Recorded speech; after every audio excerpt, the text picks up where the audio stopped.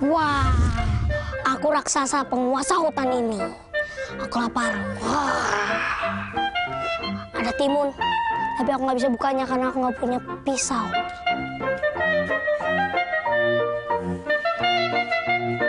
Aduh, haus banget nih. Aku jadi mau minum yang seger-seger.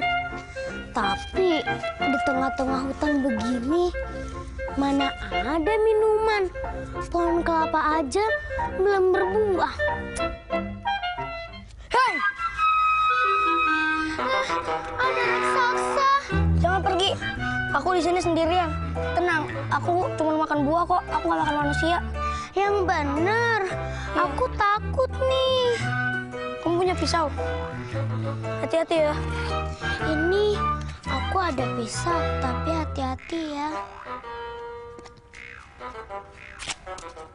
Nah, satu buat kamu, satu buat aku. Kamu ke tengah hutan ini lagi mencari apa sih?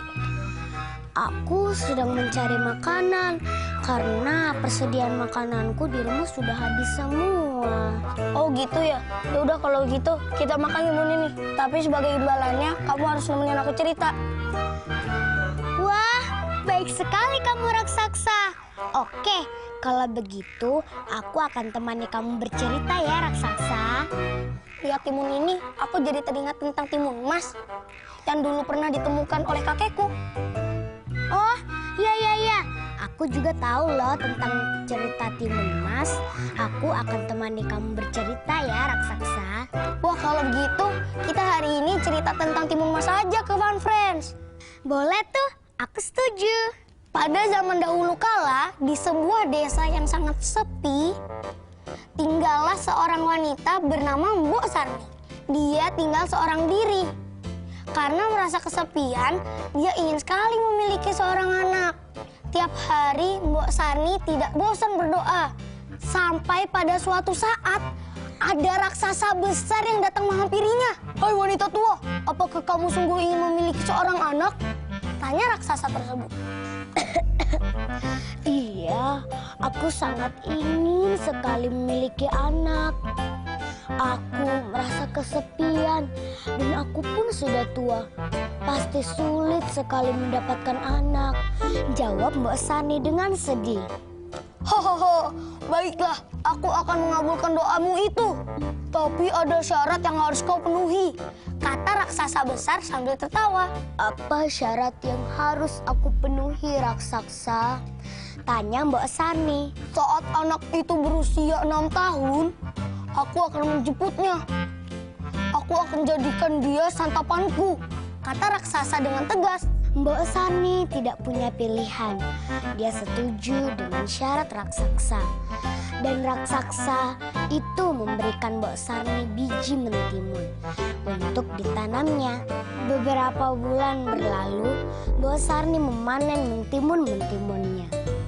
Mbok Sarni terkejut saat dia membuka salah satu timun berwarna emas. Ada seorang bayi cantik sekali di dalamnya. Anak cantik, aku akan memberikan namamu Timun Mas, kata Mbok Sarni. Tidak terasa Timun Mas sudah berumur 6 tahun. Tiba-tiba saja terdengar suara dentuman langkah kaki.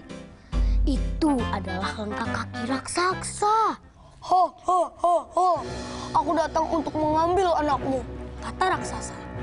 Jangan raksasa, dia masih terlalu kecil. Lihat badannya juga sangat kurus. Kembalilah 2 tahun lagi raksasa, jawab Mbok Sarni mengelak. Raksasa terlihat marah. Dia akhirnya menyetujui permintaan Mbok Sarni. Lalu raksasa pergi. Setelah perginya raksasa, Mbok Sarni terus berdoa agar dia bisa menyelamatkan Timun Mas. Suatu hari, saat Mbok Sarni dan Timun Mas pergi ke hutan, mereka bertemu dengan Pertapa Sakti. Mbok Sarni menceritakan masalahnya pada Pertapa itu. Aku sangat takut, Pertapa. Aku takut Timun Mas diambil oleh raksasa, kata Mbok Sarni ketakutan. Sambil mengelus kepala Timun Mas, Mas, Pertapa memberikan sesuatu kepada Timun. Jika raksasa datang, larilah sekencang mungkin. Terimalah 4 bungkusan ini, lemparkan satu persatu, lalu kau lari, kata Pertapa Sakti. 2 tahun kemudian, raksasa benar-benar datang.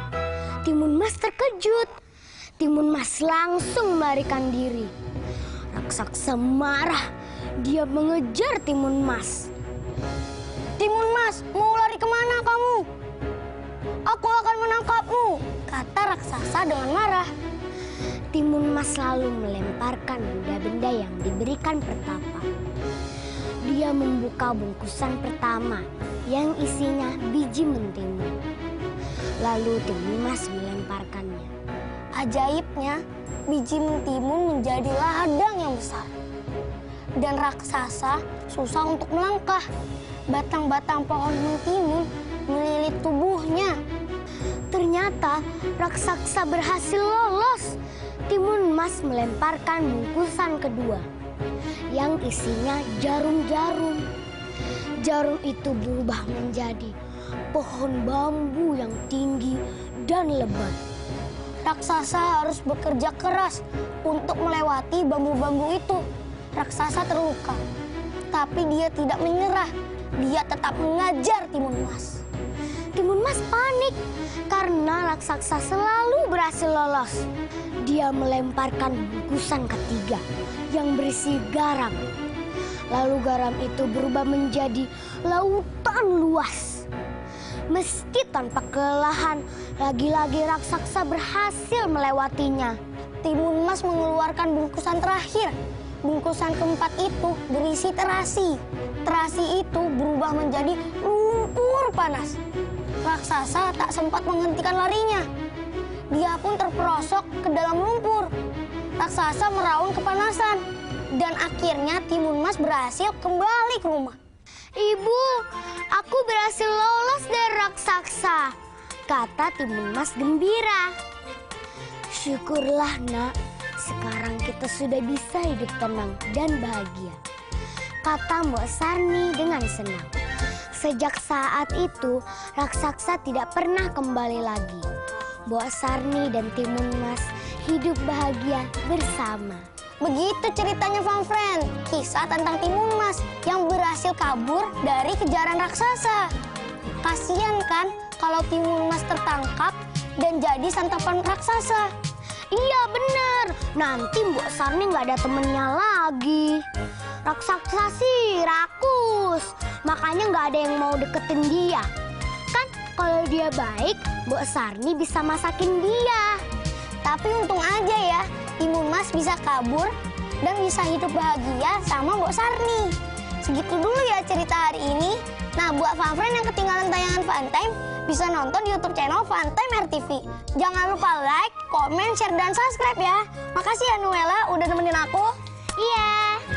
Sampai jumpa lagi di Fun Story berikutnya. Hanya di Fun Time Have Fun. Dadah.